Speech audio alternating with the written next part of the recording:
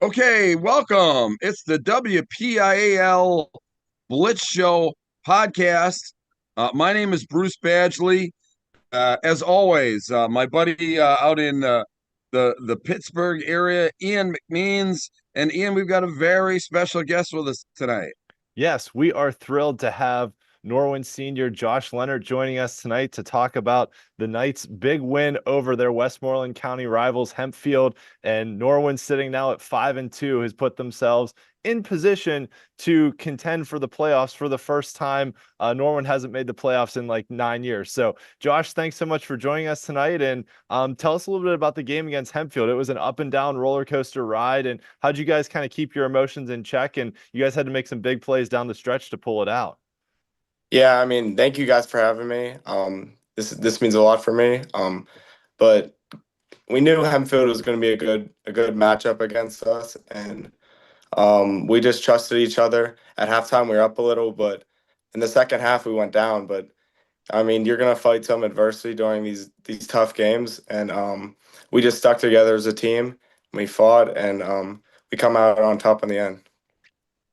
We talk a lot about how football teams kind of set the table for a school and, their emotion and the momentum of an entire school year. Now, obviously, with Norwin having an opportunity to play in the postseason for, the first time in a while, talk a little bit about the excitement around the football program this year in the school.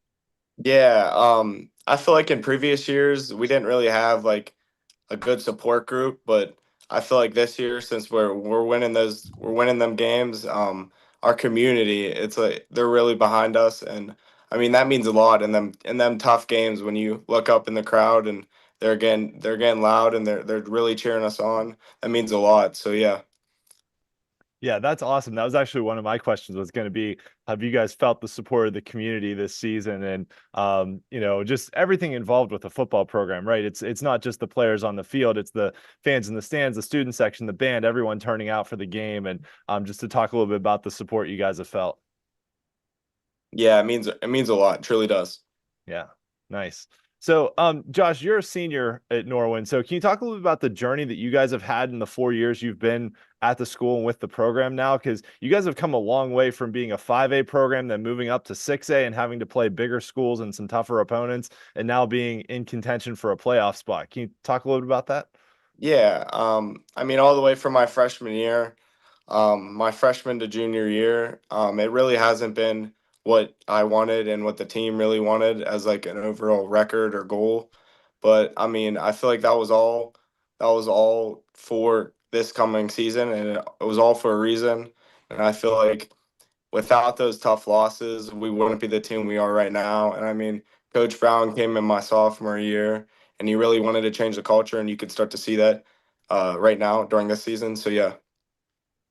Yeah, absolutely. You can see the culture shift and just the way you guys compete game after game and play after play. And it seems like from, a bit of an outsider just kind of watching from afar, that what I've noticed most about you guys is you don't let any setbacks get you down. Like you had a really tough game in week 0 with a tough loss at the end against Penn Trafford, but like you guys came right back and won the next week. And then anytime you've had a setback, you guys bounce back. And even the game against Hempfield, like it was a back and forth battle and you guys Yeah. just never let it get to you. You always just stayed focused and stayed on task. Yeah, I mean, that comes from the work we put in all the way in January. Like, we'd fight adversity through some workouts and we'd all fight through it as a team and we get through it. And all the way up to in the summer. I mean, we went through a lot during camp and you can really, like, there was a difference between this year's camp and last year's camp, and it's really starting to show during the season. So, yeah, we're just taking one week by a time. And yeah. Obviously there's plenty of season left to go for you guys, especially if you're going into the postseason. But for you as a player and growing up in the Norwin program here, what is the fondest memory that you have about what football has meant to you? Um, I would say the best memories. Um, I feel like there's always these great memories about the games and practices and camp and all of that. But the best memories for me is definitely just being with my brothers out there. I mean, my friends are really my family, and I truly mean that. I mean, this is my senior year. We really want to go out with a good one. I mean, I've been playing with these guys since first grade, so yeah. I mean, it's been a long journey, but we want to go out with a good one. So yeah. Wow, Nice. good stuff. That's awesome. Well, thanks so much for taking the time to join us tonight, Josh. I know it's a school night, so don't want to keep you too long, but Oh, you're just good. before you go, anyone else you want to give a shout out to on the team? We always like to try and give shout outs to some of the guys who don't get their names in the paper as much, offensive linemen, defensive linemen, special teamers, anything like that. You know, it's really easy to find stories about quarterbacks, wide receivers, running backs, but some of those other guys are the unsung heroes of the team. I mean, yeah. I wish I could shout out the whole team. Um, Fair. Maybe I but got a picture of the roster we can just show up there. but I'm gonna shout out my D line group. Max Fearley, Lucas Haltier, Patrick Schmuck, Gino Algieri, Jonah Fearley. I mean, they our defense really stepped up this year, and not many people give them a lot of credit. And I just wanted to shout them out because they really do help our defense out tremendously, but they really never get as much credit as they should. So yeah. Nice. Wow. Awesome. Good stuff. Listen, Josh, thanks so much for joining us. We really appreciate it. And, Ian and I are going to continue with the show. And if you just X out, we'll continue on there. And then, listen, if you guys make the playoffs, tell Coach we're going to have him on. All right. All right, I will. Thank you guys. I appreciate it a Yeah. All lot. right, Josh. Thanks Take for care, joining man. us. Yep. We'll Thank see you you. later. Bye See you now. later. Yep. All Wow. right. All right. It's That been was a our while since we had a player on, That was our right? first player we've ever had on. Wow. Okay. I was Yes. going to say. I didn't want to put too much pressure on him by telling him that, but yeah, that's the first time we've ever had a player on, which is Yeah. pretty cool. And look at that. He even remembered his defensive lineman and everything else. But we talk about he touched on community, touched on the big uglies up front that he's been playing since first grade.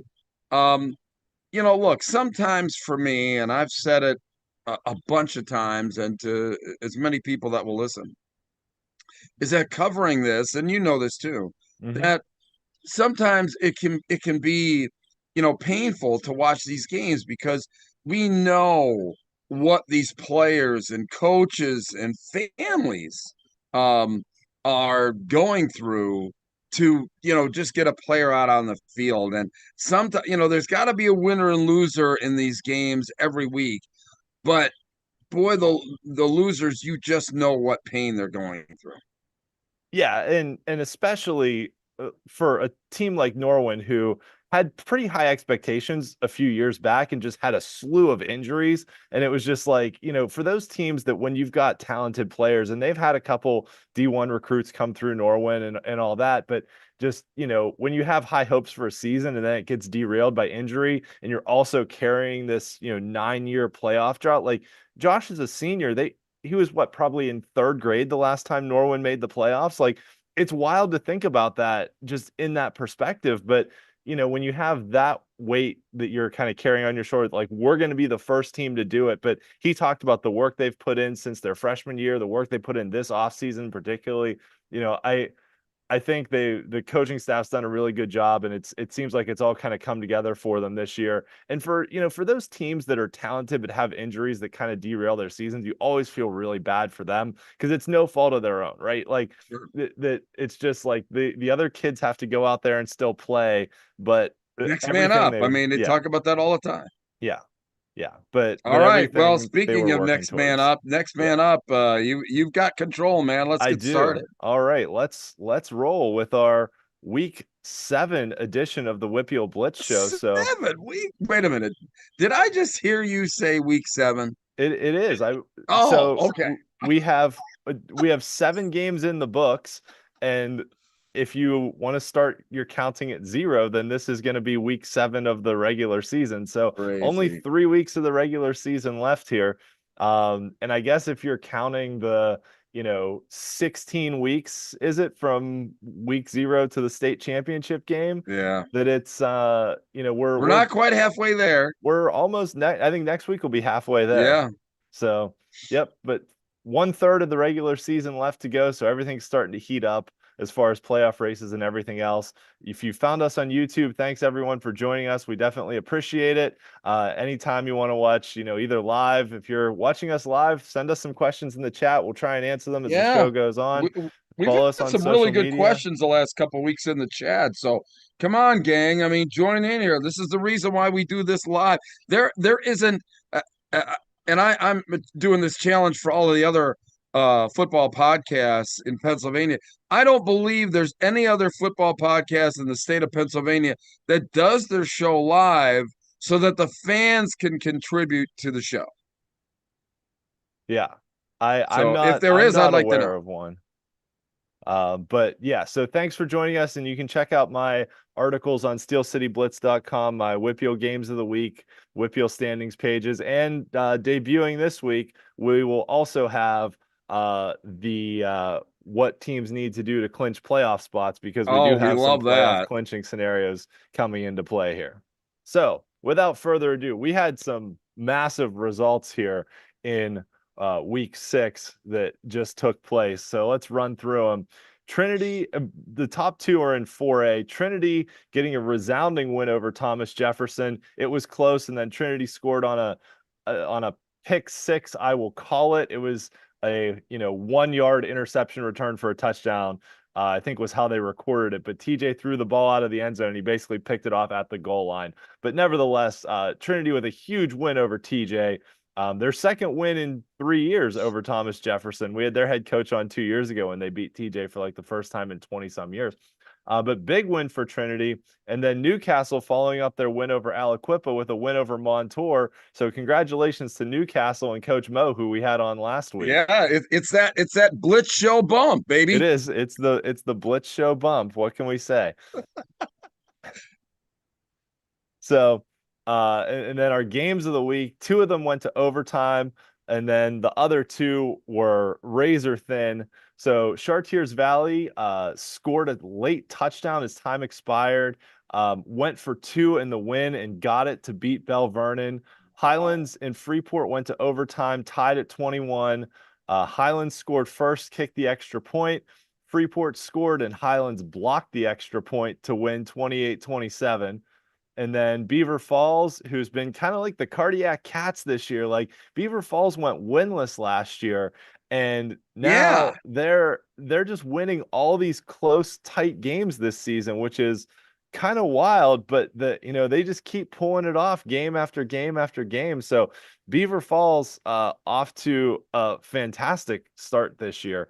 Considering they went winless last season. So good for them, good for the Cats, Tigers technically, but you know what I mean. Yeah. And then New Brighton, in an absolute back and forth thriller, prevailed over Mohawk 38-35. They're another team that finished towards the bottom of the pack in their conference last year and have strung together a couple nice victories this year. So shout out to the Lions at New Brighton as well. Our 2 upsets of the week, Central Valley. I don't know if I'd call it an upset necessarily, but I will because of how both teams started the season. North Catholic started 5-0, and now they've lost 2 in a row here. So Central Valley pulling it off, and they really dominated North Catholic, especially in the first half of that game. They really took it to the Trojans. They were up, I think, 27-0 at halftime. North came back a little in the second half, but it was too little too late.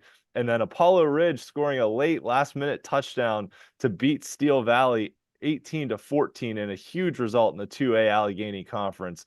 Some other noteworthy results. We talked about Norwin getting that win over Hempfield.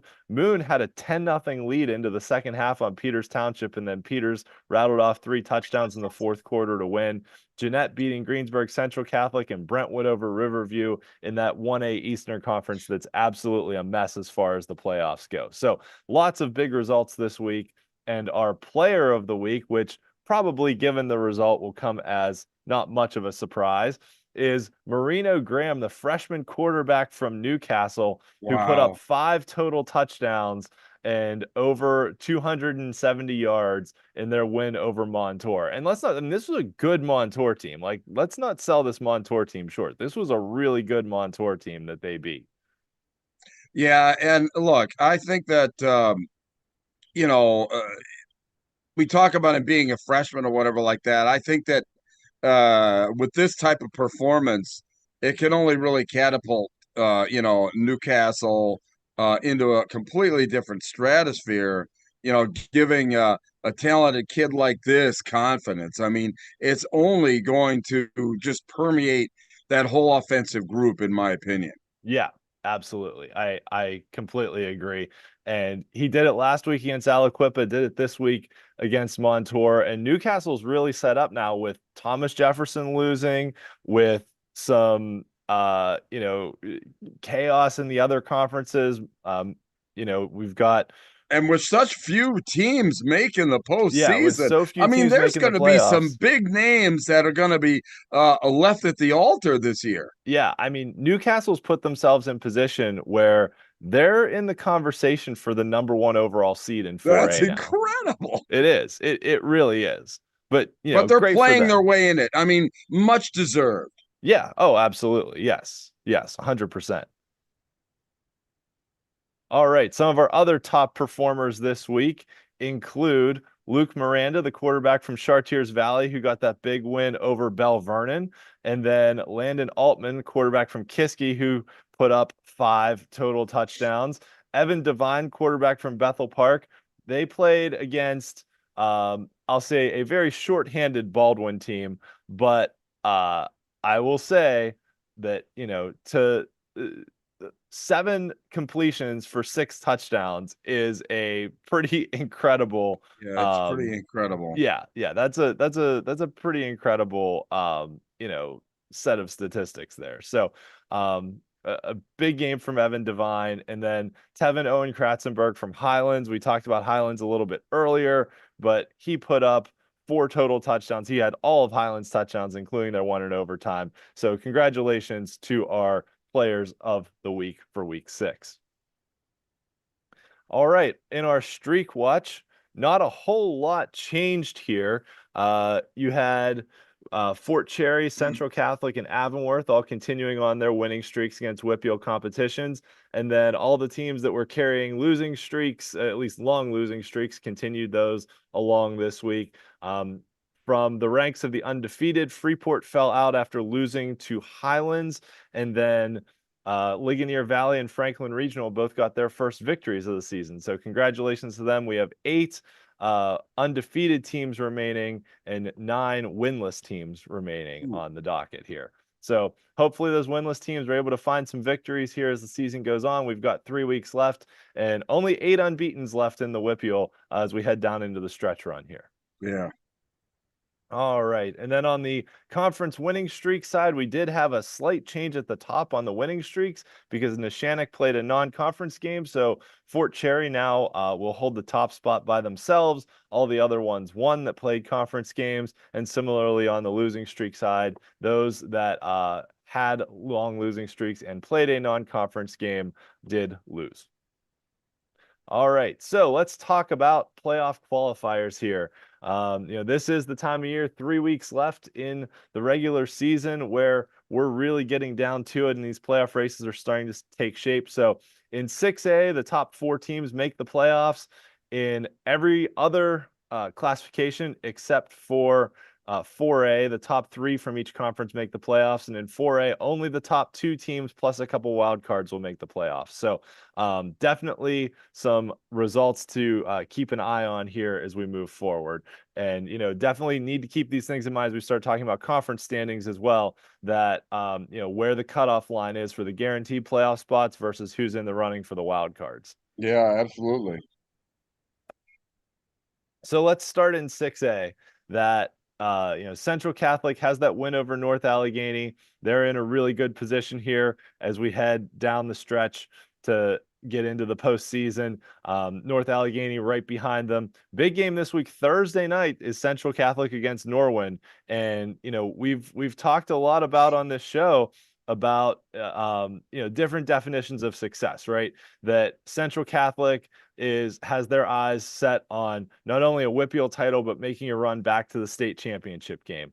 Then you've got a team like Norwin who hasn't been to the playoffs in, 9 years and has a very different definition of success that we heard Josh talk about earlier, just how much it would mean to them to get to the postseason, and not just for the team, but the whole community and everyone else. So, it would definitely be a tremendous result if they are able to get there for Norwin, and they've still got a couple games left. The whole bottom half needs to be sorted out. That it's really at this point kind of between Norwin, Cannon Mac, Hempfield at Mount Lebanon, probably for those last two playoff spots. So we'll see what happens, as we get down to it and get into the postseason.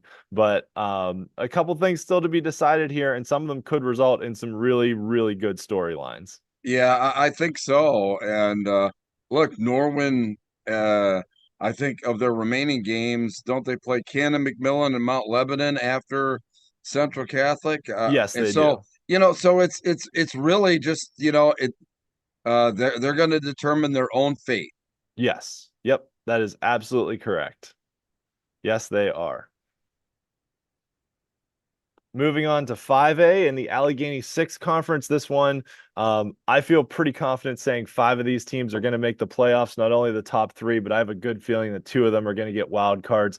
But, just looking at the overall records of these teams, and you get matchup after matchup after matchup in this conference. It's like every week we're going to have 2 great matchups from here on out. Peters Township has wins over Upper St. Clair and Moon. Moon had a close win over Bethel Park. Upper St. Clair throttled South Fayette this past week. So it's all going to be wide open here heading down the stretch. And big one between Bethel Park and Upper St. Clair this week, Peters Township and South Fayette. So some good battles to be had. And I would say the thing to watch here is, kind of how these teams play out and where they get seated in the playoffs, because most likely defending champion Pine Richland will wind up with the #1 overall seed. But after Pine Richland, who's it going to be? We don't really know. So, Yeah, yeah, this seeding is really going to be critical in 5A this year. yeah, yeah, absolutely. Yeah, there's going to be, and I mean that's going to really determine kind of where teams land as far as not only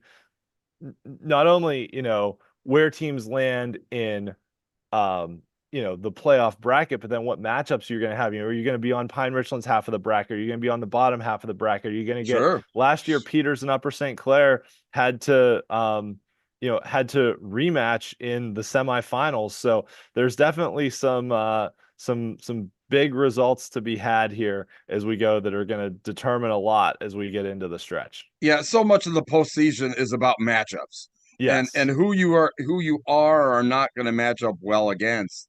And I think that, the seedings in 5A are just going to be so ultra critical for these teams on where they're going to line up and how far they're going to get. Yes, that is 100% true.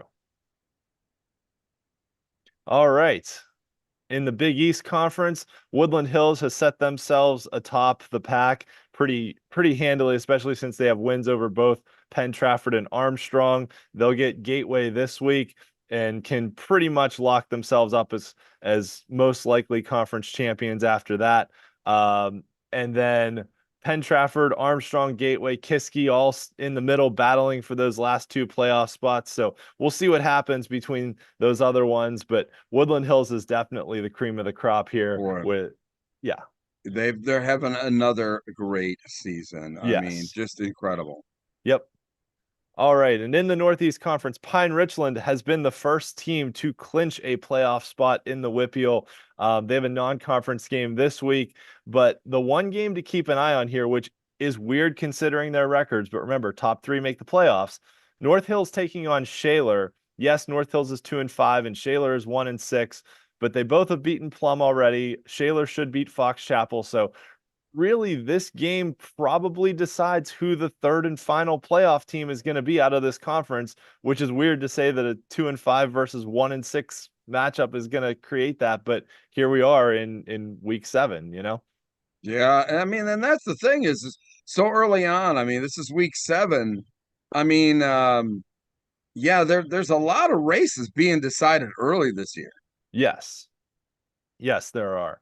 And I think some of that is just kind of how the schedule fell and which teams were good and which ones weren't. But yes, I agree with you.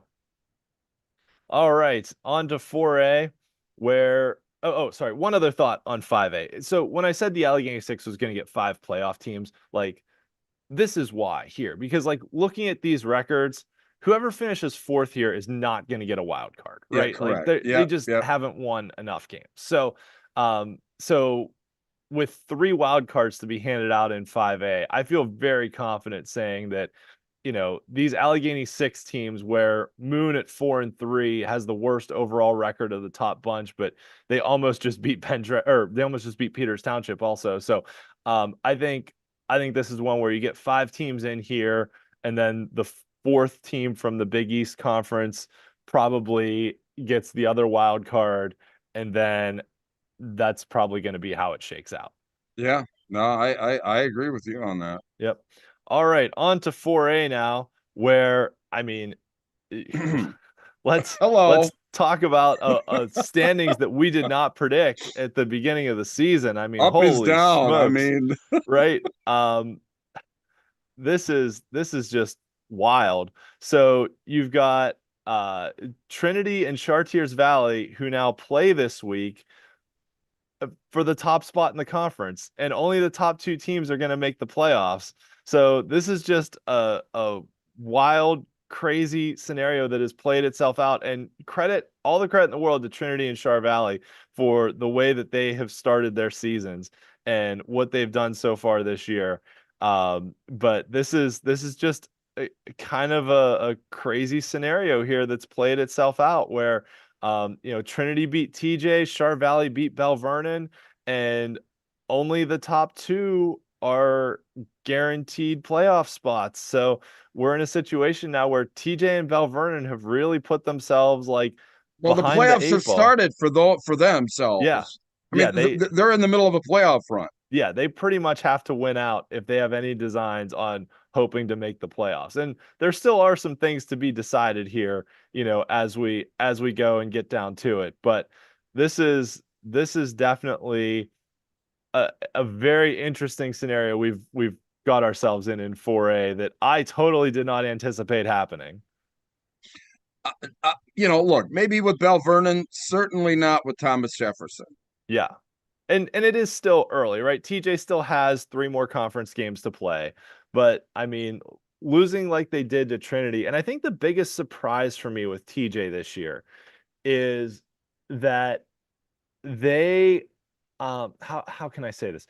TJ isn't inventive offensively. Like so many times we've seen TJ do so much good stuff offensively.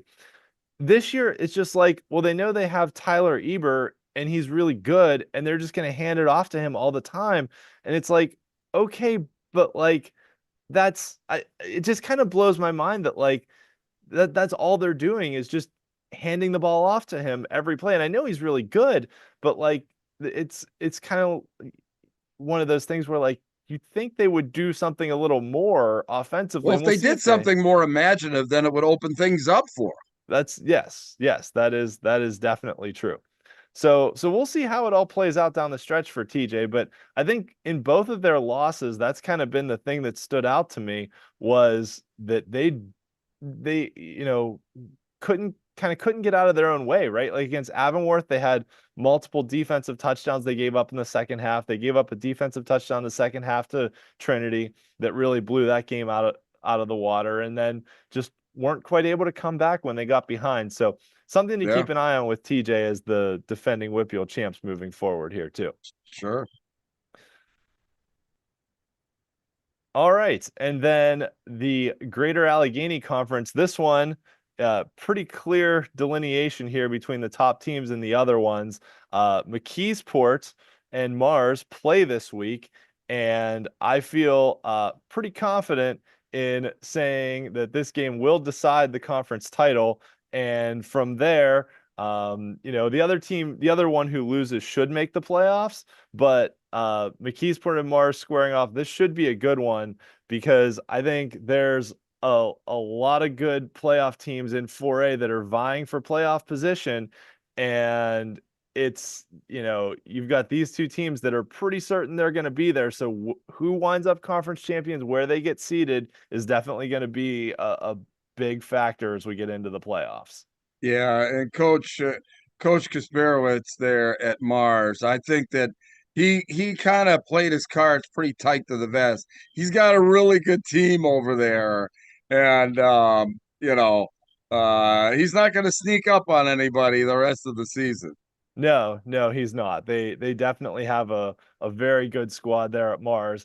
And Mars is a team, I think Mars has the most playoff wins or playoff appearances, one of the two, of any team that's never won a WPIAL title. So Mars is a team now that, like, if they win a WPIAL title at Mars this year, I know Coach Casper's won WPIAL titles before in the past, but this is a situation where he's trying to do something that's never been done at that school before. Mm-hmm.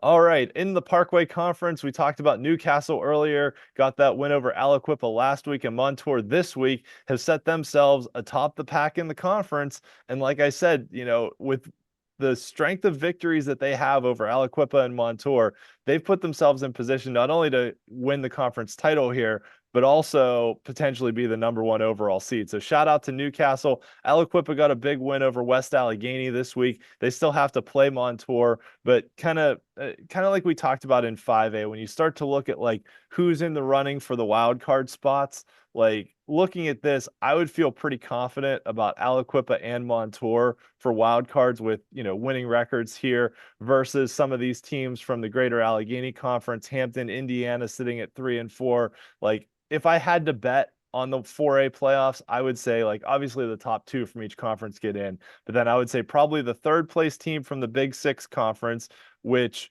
could be Char Valley, could be Thomas Jefferson, could be Bell Vernon, could be Ringgold. Kind of depending on how things play out. But I would say probably the third place team from the Big Six and then the third place team from the Parkway would be my best guesses on who gets the wild cards. Yeah, but still, I mean, a lot of meaningful football here over the next couple of weeks. Yes, absolutely. All right, on to 3A, where the overtime game between Highlands and Freeport kind of threw this conference for a little bit of a loop. Amani Christian was, atop the conference before, but we could have had, Freeport and Amani heading on to a track where two undefeated teams were going to collide, but Highlands kind of threw that for, a wrench into that plan with their overtime win. But really, as far as the standings for the playoffs go, Amani's clearly the best team in the conference. Highlands and Freeport kind of vying for that second spot, but the top three teams in the 3A conferences get in. So I would feel confident about Highlands and Freeport being those other two teams out of this conference to get into the playoffs. Not real confident about this conference getting a wild card, though. Really? No, I don't. I mean, Burrell's an okay team. They're not great. They're just okay. But let me go through the other conferences, and you'll. Okay, I was gonna say. Yeah. I mean, maybe Burrell sneaks in as like the last wild card, but yeah, maybe they do. But so let me finish 3A, and then we'll come back to this though. All right, so in the Interstate Conference, the top three here have pretty clearly separated themselves with Southmoreland, Elizabeth Forward, and Mount Pleasant. And now they're going to start to play each other. They've played, this conference is clearly split into two tiers of the 2-0 teams and the 0-2 teams. So, they're going to start to knock each other off a little bit in the top half, and the bottom half will start to play each other. So we should get some, shrinking of the gap a little bit, but it's pretty clear who the top teams are in this conference right now. And the top three make it. So maybe a fourth place team here can sneak into the wild card conversation, but we'll see. Now, the Western Hills Conference, which is one of the deepest conferences in the whole WPIAL. So two things to mention here. So first off, let's talk about the playoffs. Avonworth, defending champions, undefeated start. They're definitely going to get in. Central Valley, after that, they have wins over both North Catholic and Beaver. So I think they're in a pretty good spot to make the playoffs. So obviously the top three get in. Now, looking at the top three as the standings sit, you've got two teams that have offensively just lit up the scoreboard this year in North Catholic and Hopewell, sitting outside the outside the current playoff picture. So I would think that the Western Hills would probably get 2 wild card spots into the playoffs. And that's why I was hesitant about the other conferences, because I think that you're definitely giving out 2 wild cards to these teams here. Well, in Central Valley, I mean, they finished with a non-conference game against North Hills, which I don't know how that got in there, but um, they finished with Quaker Valley and Hopewell, which Hopewell still, I mean, they're not chopped liver at 5-2. Right. I mean, which means, in all likelihood, Central Valley's gotta win both of their remaining conference games, because that's going to be a tough out against North Hills to finish up the season. Now, granted, that doesn't count on whether they get in or out of the playoffs, but if they go out and kind of get waxed on a final game of the season, I mean, that's the last memory that's going into the selection committee's brain, is if they get waxed by somebody the last week of the season. So That's true. I think that these next 2 weeks are just huge for Central Valley. Yeah. Oh yeah, absolutely. They most definitely are. You're 100% right about that. Yep. And they are. And I do think that 5 teams are going to get in here. So there's only 3 wild cards handed out in 3A.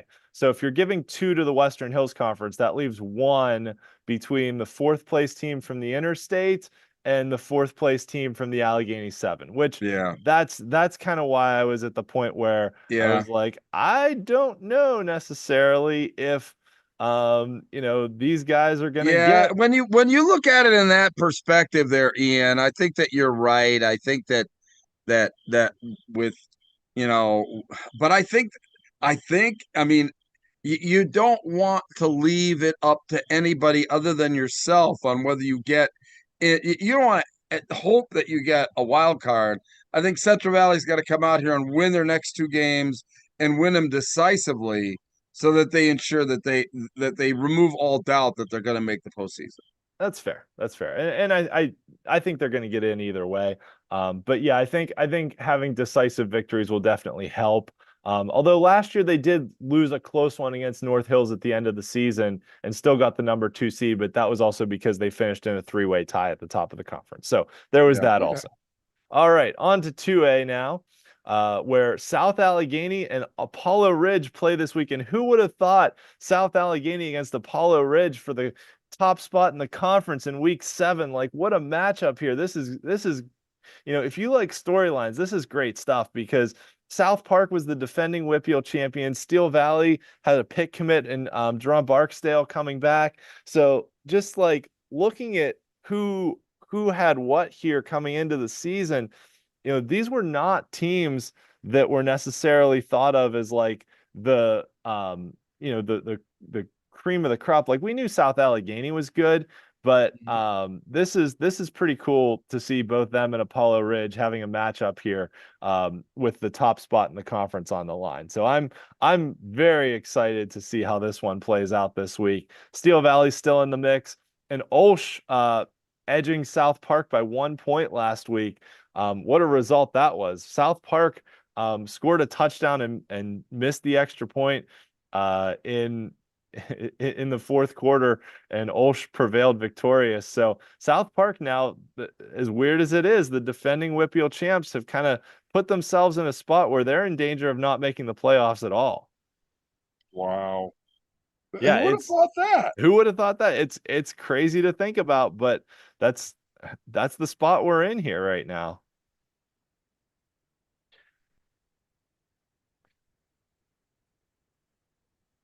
All right, on to 2A, where Seton LaSalle and Washington sit atop the Century Conference, and they both have played really well this year. Off to 6-1 starts. They'll play in a few weeks to decide the top spot in that conference. And this is another one where just the top 2 I feel pretty good about.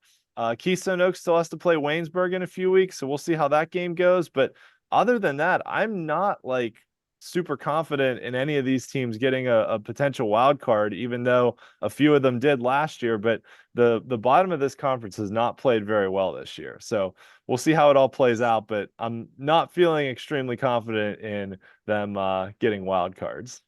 Yeah, sorry, I was trying to get our Blitz. You know, the one thing that we're not doing is that uh we got to get our link to our podcast out on Facebook, and that so we can get more people to follow the show too. And I had a request to get the show link out on Facebook, so I was working on that. Thank you for that request. We really appreciate that.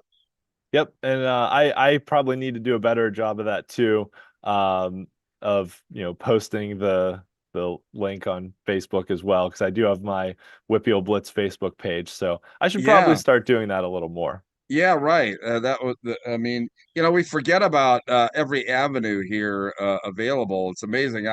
And even though you call it about your seldom used Instagram page, I've got one too, and we'll start getting this thing pushed out there. Yep, absolutely. And let's just wrap up 2A here then. So to close it out with the Midwestern Conference, Western Beaver is off to a flying start this year. Their running back Wyatt Sparbanian was our player of the week last week with his 7-touchdown performance over Riverside, and Riverside, second place team right there. And then Beaver Falls, who we talked about earlier, with those 3 conference wins after they'd lost like 15 games in a row, now have rattled off 3 close victories and are right in the middle of the pack for the playoff race. And we've had some upsets here too, like Elwood City, who is the defending champs, lost to New Brighton a few weeks ago. And so this is one where there's a lot still to be decided here. A lot of teams still to play each other as we get down to just which 3 are going to make the playoffs. But with all those wild cards in 2A, there's a very good chance we see quite a few of these teams in the postseason. 2 big rivalry games here this week, I should mention. The Riv L rivalry game between Riverside and Elwood City, and then the battle for the Little Brown Jug, or Little Oaken Jug. The battle for the jug between Beaver Falls and New Brighton communities there on the Beaver River. So 2 rivalry games here in the Midwestern Conference this week. So should be a good one here as we start to sort this out as the season goes on. Yeah, absolutely. Yeah, yeah. We'll get those trophy names sorted out by next week. Yeah, I apologize to my New Brighton friends that they've I've yeah. I apologize to That's my all New right. Brighton friends after they won it last year. They took the jug from Beaver Falls, who had dominated them for a long time, which was a very big result for them. And so now, New Brighton's got to defend their title, but Beaver Falls has been the Cardiac Cats this year. So we'll see how that one goes. Crazy.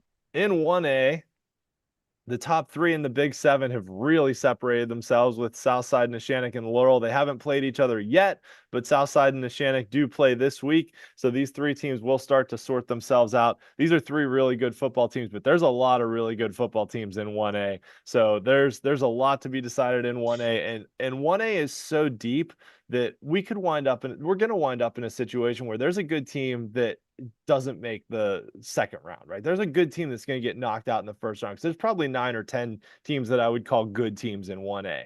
And so you're going to have a couple of them get knocked out in the first round. And that's going to be part of the story of the season. But really, that's where the seeding really comes into play and becomes a big factor in how things go down the stretch. So these stretch run games, especially for these top teams that have separated themselves, are huge as far as figuring out seeding and who your playoff opponents are, and not having to play another one of those good teams in the first round. Yeah, absolutely. In the Black Hills Conference, Fort Cherry, fresh off their big win over Cornell in the KDKA Showcase Game of the Week last week, takes on Bishop Canavan, who's right neck and neck with them in the Black Hills Conference. And I feel like Bishop Canavan's flown under the radar a little bit this year, that they lost an early game to that Clarkson North team out of, was it Canada. Ontario, Canada? Yeah. Yeah, I saw them play out this way too. Yeah, and then Canavan also lost a game to, I think they lost a game to like like Seton LaSalle or something like that, like one of the really good 2A programs.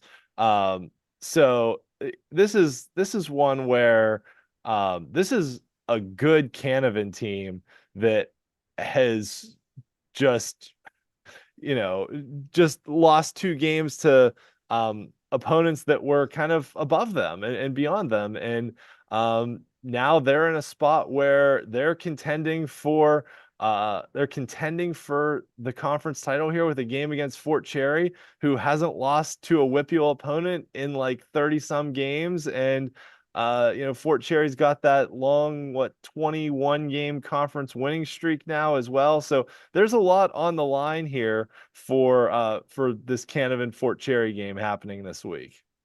Yeah, clearly. And that's how we like it. Yeah. Oh, absolutely. Yes. In the Eastern Conference, a huge matchup at the top between Clairton and Leechburg this week. Clairton scored another defensive touchdown last week, which I think was their 4th of the season. So Clairton now has more points scored by their defense than they do by their offense, which is kind of incredible when you think about it, that Clairton was able to do that. But overall, just a fantastic season for the Bears so far. And they've got a good tough matchup this week against a good Leechburg team at the top. We'll see. Leechburg did score a touchdown against Clairton's defense last year. They were one of just a couple teams to score on Clairton. So, a good friend of the show, Gary Mullen, points out in the chat that no one has scored against Clairton in conference correct. thus far, and I did confirm that, Yep. on the record there. So thanks to Gary Mullen for staying on top of Clairton there. I mean, that they've not allowed a point in these 4 conference games. That's crazy. That is, and yep, that is 100% correct. The other thing that I will mention about Clairton is that the only points they gave up were to Amani Christian in their week 0 game. So the only points they gave up were to one of the best 3A teams in the WPIAL. So like, how about that, right? That they've just been that good and that dominant this year. So yeah, shout out to what Clairton's been able to do, because they're just on a roll right now and they're playing some incredible football. That said, so Clairton beat Springdale this past week. And I've talked a bit about Springdale and their long losing streak and all that, but I do want to say something here about Springdale.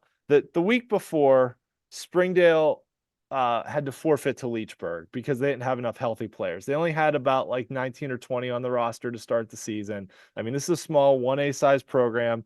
They lost all 10 of their games last year, and they haven't won a game this year. And it would have been really easy for Springdale to just say, like, hey, we had to forfeit to Leechburg, and we now have to go play Clairton, right? Who's like one of the best teams in the WPIAL. Maybe we'll just take it easy this week and forfeit this week too, and not go out and play. But no, they went out and played Clairton. Like, this is an incredibly tough opponent. Sure, right. They didn't shy away from it, right? Like Shadyside Academy earlier this year, who's a 2A school, claimed they didn't have enough healthy players because I knew somehow we were going to get back on Shadyside Academy. Yeah, right, but they quote unquote only had like 24 or 25 healthy players on their team and couldn't go play Clairton. Springdale has less than that on their roster generally. They had to forfeit to Leechburg last week.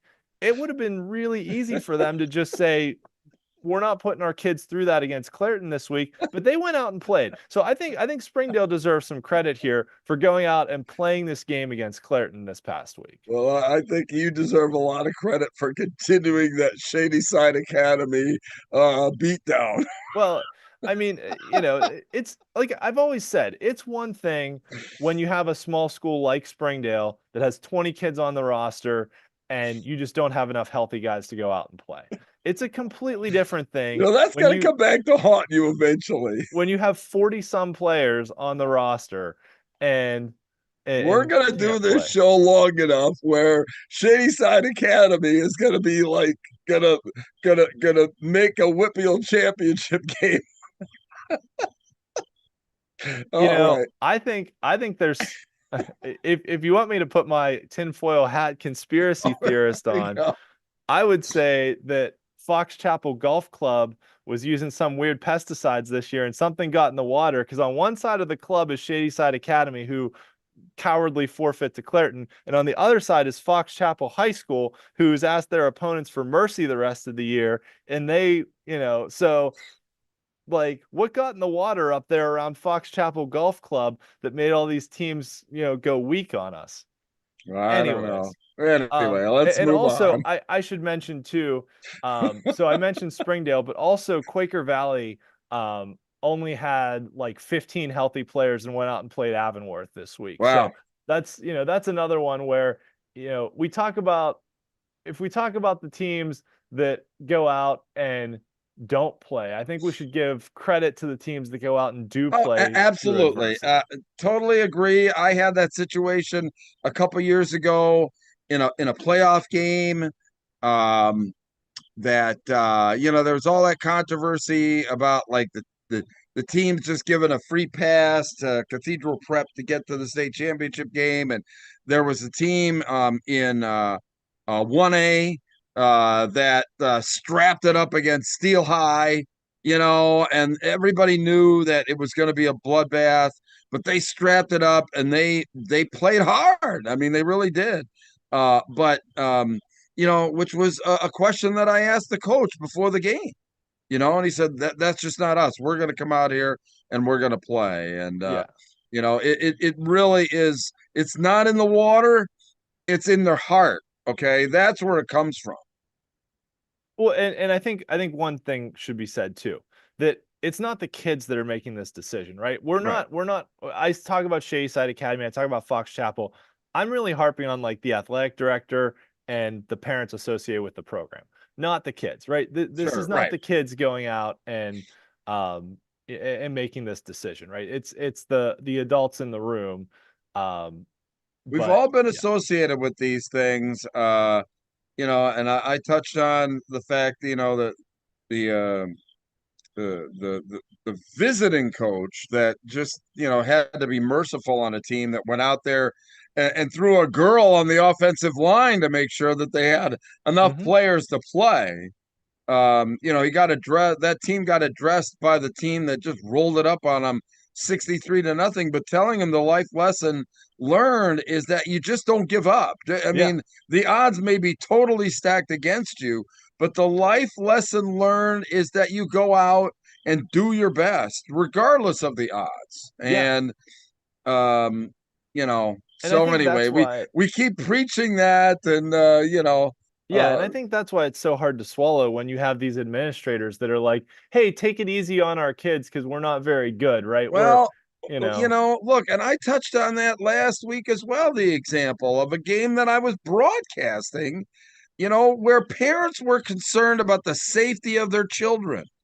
I mean, and hearing that in the stands, and then from afar, you take a look at the fact that the team just packed it up and went home at halftime. But in large part, maybe there were parents of these kids saying, enough's enough. I don't want to see my kid get hurt or whatever like that. So I see that side of the story too. There's two sides to every story. yeah.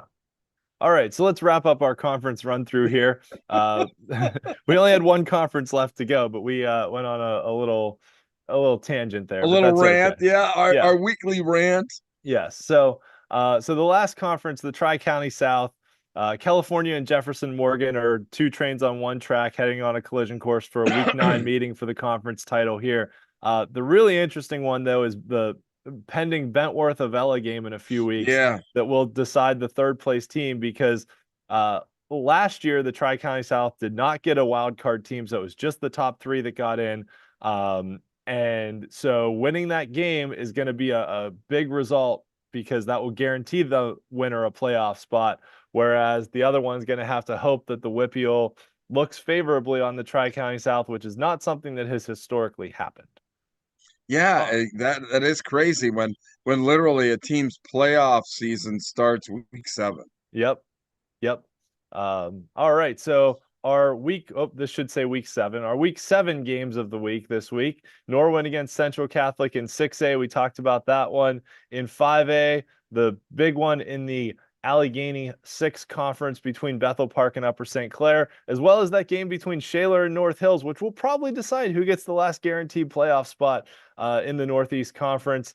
A battle at the top of 2 4A conferences. As hard as it is to believe, Char Valley and Trinity squaring off at the top of the Big Six conference in 4A. Like this, just incredible storyline matchup there. And, for Trinity, who had such a tough non-conference schedule, to battle back here and put themselves in position to contend for the conference title, what a great story for the Hillers. And Char Valley, after having missed the playoffs for the last couple of years now, really off to a great start at 6-1. And Yeah. then in the Greater Allegheny Conference, Mars and McKeesport battling at the top of that conference. Battle of rivals in southern Westmoreland County between Mount Pleasant and Southmoreland. And then a non-conference game between Hopewell and Freeport, which I think is a big one for playoff seeding and for Hopewell's wild card hopes. So that is another one to keep an eye on, even though that's a non-conference game. In 2A, that showdown in the Allegheny Conference between Apollo Ridge and South Allegheny for the top spot in the conference. And then 3 games in 1A with the top of the conference on the line. Southside taking on Neshannock, Bishop Canevin against Fort Cherry, and Leechburg against Clairton. So lots of big games with I'll say conference title implications. These teams can't clinch conference titles this week, but lots of games between teams that are unbeaten in conference play here coming down the stretch. So lots of good games on the slate this week. That is some heavyweight action in 1A, man. It is. It really is. This is a great schedule. Our games of the week from our broadcasting partners, our friends at KDK Radio are doing that Bethel Park Upper St. Clair game. And then our friends at WMBS out of Uniontown still have Laurel Highlands. They're taking on Bell Vernon in what is really a must-win game for Bell Vernon. Laurel Highlands won their first 2 games and then had like most of their starters get injured. They've got a really bad spot with injuries down at Laurel Highlands. I feel really bad for that team. All right, our WPIAL Blitz Show rankings. So I'll say 6A, 5A, and 2A, 1A stayed pretty much the same from last week, but 4A, 3A was really tough to try and It was a figure out and bloodbath. parse out after, Trinity beat Thomas Jefferson and, Montour lost to Newcastle. So this was a tough one to try and figure out. Freeport losing to Highlands. So this was tough. The 3A, 4A rankings are maybe the one time where there's very little, if any, agreement. Well, I guess Elizabeth forward there, but we're all over the map between you and I there. We're in agreement on our top 2 of Avonworth and Amani Yeah, Christian, but right. after that, I picked Newcastle after they beat both Montour and Aliquippa the last 2 weeks. Yeah. And I mentioned this about McKeesport last week too, that McKeesport lost their games without Keemon Spell in the lineup, and now that he's back in the lineup, I think they're one of the top 5 teams. So that is McKeesport maybe with that is McKeesport as they are right now, not necessarily McKeesport's body of work. Uh-huh. So okay, well, look, we're we're differing of opinion there. yes, yep.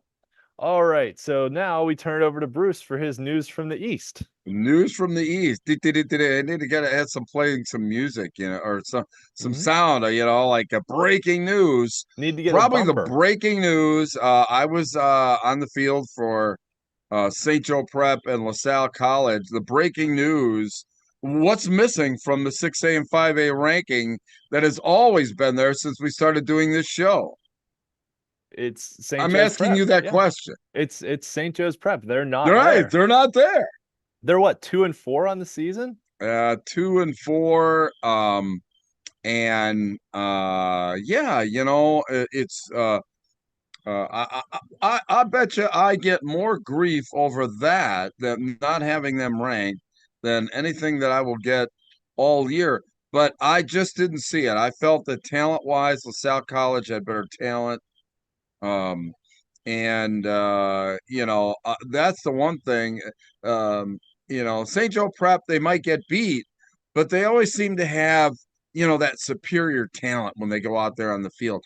They just don't seem, in my eyes, and I've seen all these St. Joe Prep teams for the last 10 years. Okay, this team is not anywhere close to the St. Joe Prep teams that they put up over the last 10 years, in my view. I mean, remember, this is in my view. Mm-hmm. Harrisburg, in my mind, would easily, I don't want to say easily, would be favored in a game versus, let's just say I would favor Harrisburg in a game against St. Joe Prep. Roman Catholic, well, they beat LaSalle College. Hey, by the way, they beat St. Joe Prep. So, connecting the dot there, undefeated Parkland, and I think Exeter Township is a team, Roman Catholic, they're going to come out of, I don't see anybody that's going to stop them from coming out of, the East. Now, we say news from the East, but Exeter Township, they're going west. They've got the biggest target on Bishop McDevitt's back that you've ever seen. I mean, their whole sense of being, Exeter Township, is to beat and to get through Bishop McDevitt, and to play the WPIAL champ or the Western champ up at Mansion Park. So they're a team on a mission. They look really powerful. But the big news was the loss but look, on November 1st, they're going to play again. So, LaSalle and St. Joe Prep. So, a little anticlimactic, but it was a fun game to watch. LaSalle was up 17-0 at halftime, and St. Joe Prep never recovered from that. In 4A, 3A, why I'm missing, I think I've talked about the fact that, this may be their best team that they're putting out there since we started doing this show. Bonner Prendy, I mean, they are just as good as they were last year, and they won the state championship. Twin Valley, really tough. Northwest Lehigh, dropped Susquehanna Township down. I broadcast their game. All they do is win. They're not blowing by opponents, but you know what? They're winning, and they've got a lot of seniors out there. That's a really good recipe for the postseason. And then in 2A, 1A, Schuylkill Haven, Southern Columbia, Line Mountain actually beat a 3A team last week, a conference opponent, Middletown. That's a team that people better be looking at in 1A, along with Troy and Lackawanna Trail. So thanks to my friend at Game Day Men's Health for their support of the news from the East. Yes. All right. So now, with Bruce's news from the East in mind, we look at my WPIAL Blitz statewide rankings. So as I've talked about, this is statistical and based on results. So the formula loves the District 11 teams from 6A. But overall, a lot of the teams you just talked about, along with Central Catholic, North Allegheny, showing up in those 6A rankings. The one that's not here, but it's actually number 11 in the rankings in 6A is State College, who also has a very good squad this year out of District 6. Really good. They lost in double overtime to Harrisburg. Yeah. So,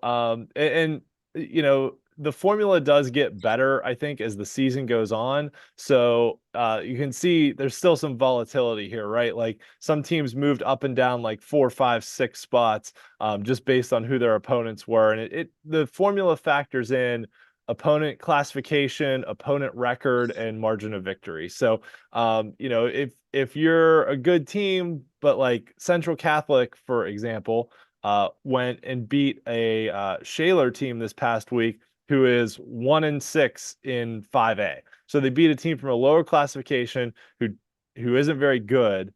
And so it didn't really help them a whole lot in the rankings versus some other teams who went out and beat teams that were very well thought of in the rankings. Well, and I think too that the loss by St. Joe Prep to LaSalle College, just basically everything just burst wide open in 6A in the East there. I think that, these teams out of District 11, Easton, Nazareth, Parkland, Penridge out of District 1, North Penn, who I thought was good when I saw them play in their scrimmage this year. I mean, it's giving these teams hope. It's giving these fans some hope that they can, that they can burst through and make it to Cumberland Valley. Yeah.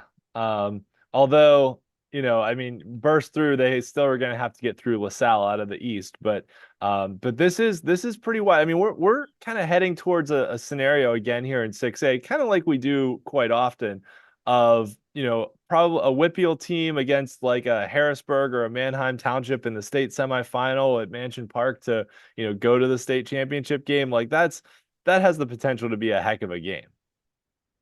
Yeah, I really do. I agree with that 100%.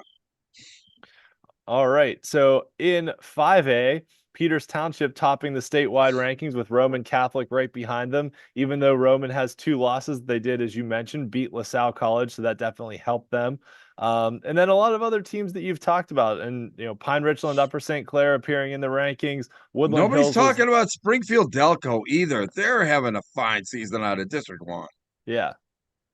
Yeah, Woodland Hills was number 11 in the 5A rankings. So, but yeah, a lot of Solanco, look at there. I did their game Friday night where I mean they mercy ruled Manheim Central at home. Manheim Central.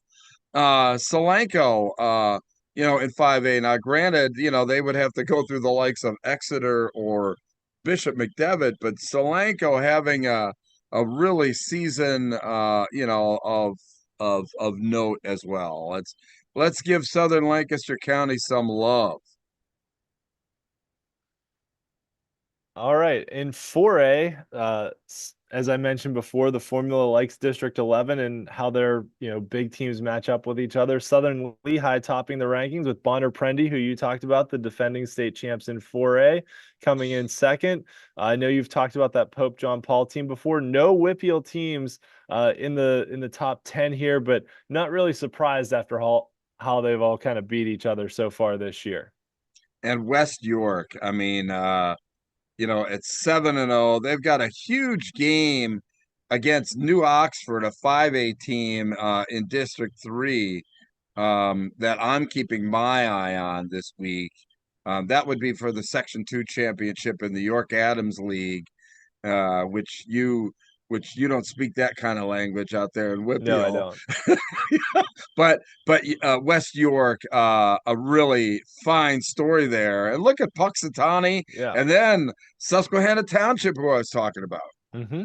And General McLean out of District 10 up in Erie. Yeah. So, we've always said that 4A is where you really start to get kind of the statewide distribution of teams. And I think these rankings, even though there's no WPIAL teams here, do reflect that, you've got District 1, 4, 3, 9, 12, 10, 11, pretty good distribution in the top 10 overall. Ian, I can't, this is just fantastic information. The statewide Blitz power rankings here. I mean, just awesome stuff, man. It's just good stuff. And the one other thing I'll mention too is that when I made this ranking system, I wanted to try and find a way to be able to compare teams across classifications too. So like if you look at the ratings, Avonworth having a rating of almost 115 basically says like if Avonworth was in 4A, they would be like a top 10 team in 4A in the state, which I mean, they beat Thomas Jefferson. Sure. So I think, there's some on-field results to back that up too. They beat Aliquippa too. So there's definitely some, hard data to back up what my formula is saying as well. Right. But there's some, like we said, some good 3A teams here too. Hickory out of District 10, Northwestern Lehigh, the defending state champs, but a lot of WPIAL teams showing up in the 3A rankings as well, with Southmoreland, Amani Christian, and Elizabeth Forward, and all making an appearance in the top 10 here. Well, and Berwick at number 9, 7-0. They haven't broken my top 5 on the eastern side yet, but they're clearly honorable mention. Yeah, I mean that was a school that was a powerhouse a while back in the day. And so, nice to see them kind of turn things around and get back to it as well. Yeah. In 2A, Farrell out of District 10 tops the rankings again this week. But Southern Columbia, the old stalwarts, snuck their way back up into the top three. There was so this was interesting, from last week to this week, that like the top teams pretty much stayed the same, but then the bottom half of the rankings kind of all fell out and new teams all moved up. Just based on the results from last week. So we've got South Allegheny and Western Beaver, the two undefeated teams from the WPIAL, making an appearance in the top 10 here. Yeah. And Troy getting some love. Yep, some teams you talked about as well. Schuylkill Haven and Southern Columbia. Yep. Troy, I tell you, that's good stuff. And then in 1A there, Line Mountain number 2. Yeah. Yep. Yeah, Line Mountain, Westinghouse out of the Pittsburgh City League, Bishop Guilfoyle from Altoona, the defending state champions in 1A, as well as Port Allegheny, who made the state championship game last year, and then Canavan actually being the top ranked team. But like I talked about earlier on the show, right? Canavan had that really tough non-conference schedule. Their two losses were to Clarkson North from Canada and Seton LaSalle, who's a 2A program. They have a win over a 2A school in Steel Valley. Fort Cherry being an undefeated team, but there's a lot of hard to believe Clairton after that big win falls out, but hey, that's life, Clairton beat Springdale 51-0. So I mean, Springdale's and they dropped out of the rankings. Yeah, well, and that's what I talked about. That like, your opponent's record matters, right? Your opponent's winning percentage matters. So Clairton they got a bump for, they won a game, that helps. And you don't take it into consideration margin of victory? Up to 10 points. So like if you win by 50 or if you win by 11, it counts as the same.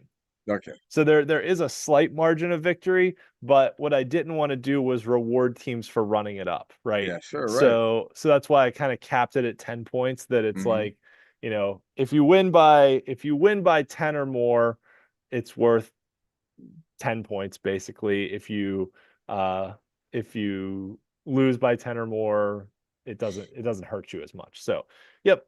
But that's where we're at. So if you've enjoyed listening to me talk about high school football tonight, you can hear me talk about the Steelers on the Steel City Blitz podcast that's on Thursday nights. So Thursday nights, 10 o'clock on YouTube. Check it out on the Steel City Blitz podcast channel. So you can find that on YouTube or on any platform you want to at any time. But we are live on YouTube. And I think we've figured out how to live stream on Twitter too. So you can check us out on Twitter as well. We'll see if, if that's the case, then you tell me how we can do that too, and we'll actually what we need to start doing here too is get this live streamed on multiple venues. I mean, let's throw it out there on everything, Twitter and Facebook and YouTube and everything else. I got to figure that out. I've got to charge myself with that to figure out how we get this live streamed on multiple. So yeah, we have a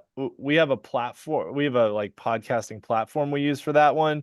So apparently it's pretty easy. I don't know how to do it through Zoom, which is what we use for this show. Well, it basically there's I think some software that you just have to send it to this address, and then the address sends it out to whatever. So yeah, we'll figure it out though. We'll figure it out. So thanks everyone for tuning in tonight. I hope you've enjoyed the show. Obviously, you know where to find us on YouTube. Follow us on our social media channels and check out steelcityblitz.com, where I have my WPIAL standings page, WPIAL Games of the Week articles, and coming soon this week will be the WPIAL playoff clinching scenarios.